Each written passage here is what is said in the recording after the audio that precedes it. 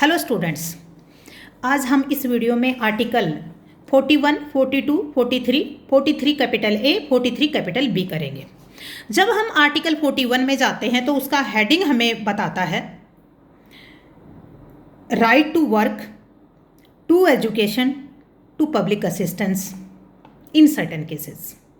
जब इसके अंदर प्रोविजन में जाते हैं तो state shall make the provision for the work, to education, for the public assistance in case of unemployment, old age, sickness, disability and other unadvantaged want, undeserved want, कोई भी किसी भी कारण में।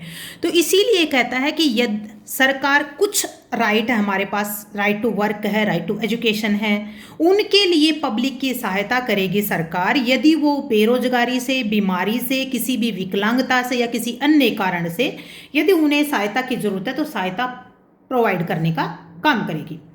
तो हम 41 जब पढ़ते हैं तो 41 में हमारे पिक पॉइंट हमें लेने होंगे to work, to education, to public assistance, old age, sickness, disability और अनडिजर्व वांट। फिर उसके बाद जाते हैं हम 42 में। जब आर्टिकल 42 में जाते हैं तो प्रोविजन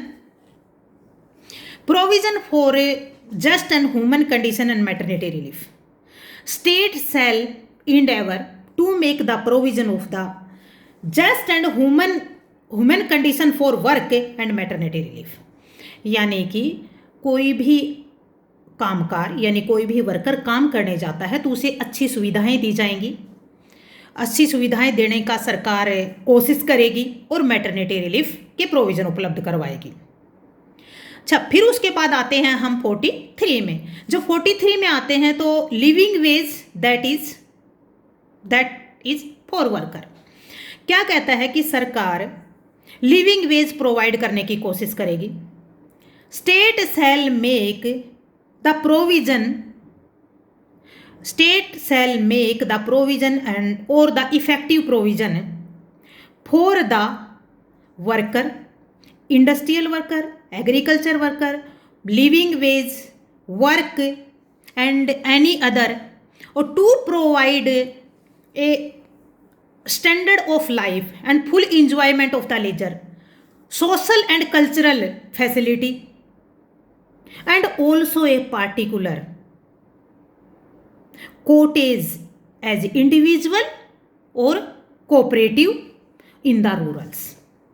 हमें 43 ये कहता है कि सरकार है ना, सरकार कोई भी इंडस्ट्री, कोई भी कृषि या किसी भी की लिविंग वेज, किसी की भी वर्कर का स्टैंडर्ड, उसकी ज़िंदगी में उसे उचित सुविधाएं मिले और विशेषकर गांवों में जो छोटे कुटीर उद्योग हैं उन्हें बढ़ाने के लिए प्रयास करेगा और सहायता उपलब्ध करवाएगा। अब आते हैं हम 43 के पार्ट ए में।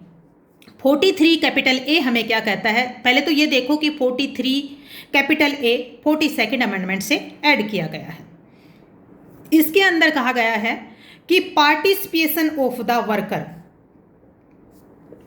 सरकार ऐसे प्रोविजन बनाएगी ताकि ये जो वर्कर्स हैं वो इंडस्ट्री के मैनेजमेंट में, एडमिनिस्ट्रेटिव सिस्टम में भाग ले सके या भाग दिलाने का प्रयास करेगी। उसके बाद हम आते हैं 43 कैपिटल बी में।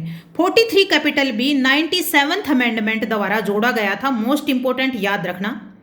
तो प्रोविजन ऑफ कोऑपरेटिव सोसाइटी के इंक्रीज के लिए सरकार उपबंध करेगी। State shall endeavour to cooperate the cooperative society. कैसे काम करने के लिए? वो formation of the cooperative society, function as autonomous body और democratic control in other way, काम करने के लिए ताकि कोऑपरेटिव सोसाइटी अधिक से अधिक काम करके और हमारे जो स्टेट के वेलफेयर हैं उनमें सहायता कर सके। इसलिए सरकार कोऑपरेटिव सोसाइटी को बढ़ाने का उपबंध करेगी या प्रयास करेगी। इसीलिए गाइस आज हमारे पास 41, 42, 43 का कैपिटल ए, 43 का कैपिटल बी, इनके पिक पॉइंट जो मैंने बताए हैं ना, वो पिक पॉइंट जरूर याद रखना क्योंकि जो पिक पॉइंट मैं बता रही हूँ ना, वो पॉइंट मैं कैसे बता रही हूँ कि आप जब प्रीलिमिनरी देने जाओ ना तो आपका कोई वर्ड ना छूटे।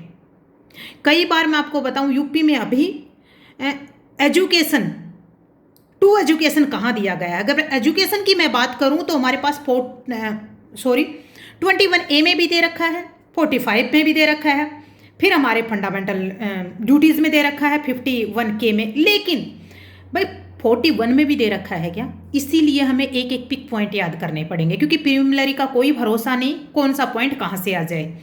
आई होप आप देख रहे होगे, इंजॉय कर रहे होगे। Please do study, smart study, best of luck, be happy, be energetic. Bye.